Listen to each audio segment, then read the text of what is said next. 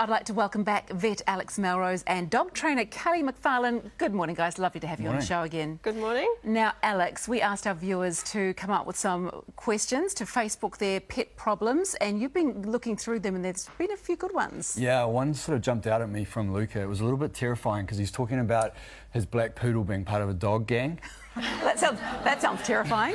And I guess that's what made me choose it straight away. And he's also asking about kennel cough, which is something that really crops up at this time of year. And I guess the best way to talk about kennel cough is to actually think of the dog's lifestyle. So if they're in a gang, if they're a dog gang down the dog park. Yeah, where they're real social. And let's hope they're not doing anything naughty.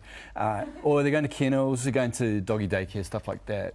Then they really need to be vaccinated against kennel cough. Okay, how bad is kennel cough? Is it something that is life-threatening, or is it just like us getting a cold? No, it's pretty severe. It's a tracheobronchitis, so it gets into this part of the airways, and it can really cause a lot of wheezing, a lot of shortness of breath. Very bad cases of it, the dog will actually be collapsed, and it will be life-threatening. So it's a lot worse than the common cold. And so you can prevent it just by vaccinations, that's it? You can, yeah. The vaccines, they lessen the chance of the dog getting it, and they lessen the severity. So it's not a guarantee, but it's a heck of a lot better than being sort of half killed by a horrible disease. Okay, great. So if they're going anywhere with other dogs, you really should make sure that they are vaccinated. Definitely. That is very good advice. I hope that helps, Luca. And Kelly, you've got a very normal problem that you're dealing with that all pet owners go through. Let's actually have a look at this video, shall we? So in the video, the little dog is fantastic at jumping up. And as you can see, that's usually what most people will do, is cuddle the dog. But what we're trying to do is teach the dog to actually sit instead of jumping up on me. Oh, good. So he's a gorgeous little thing. He soon picked it up quite quickly. Oh, that is a gorgeous dog. Yeah, one of my lovely clients. His name's Winter. So the thing with dogs jumping up, it's a bad thing, isn't it? I mean, my dog is quite small, but she does tend to jump a little bit. But I just find it easier just to let her. I'm a bad dog owner, aren't I?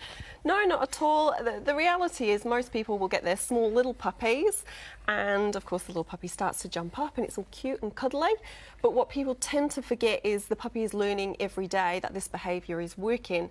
Once the dog gets to about 25 kg, 30 kg, all of a sudden they don't want it to jump up anymore. Fair enough. And you don't want them jumping up on a toddler either, because that can be a very bad situation as well. Absolutely. Okay, and so what did you do just to train her there? You just gave her treats?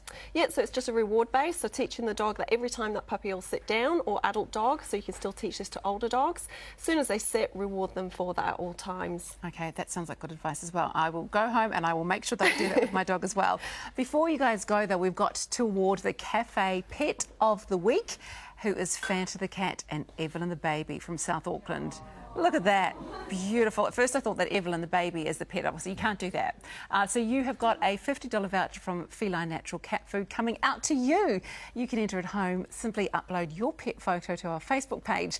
Thank you, Alex and Kelly. We will see you again next week with more animal advice. Cool.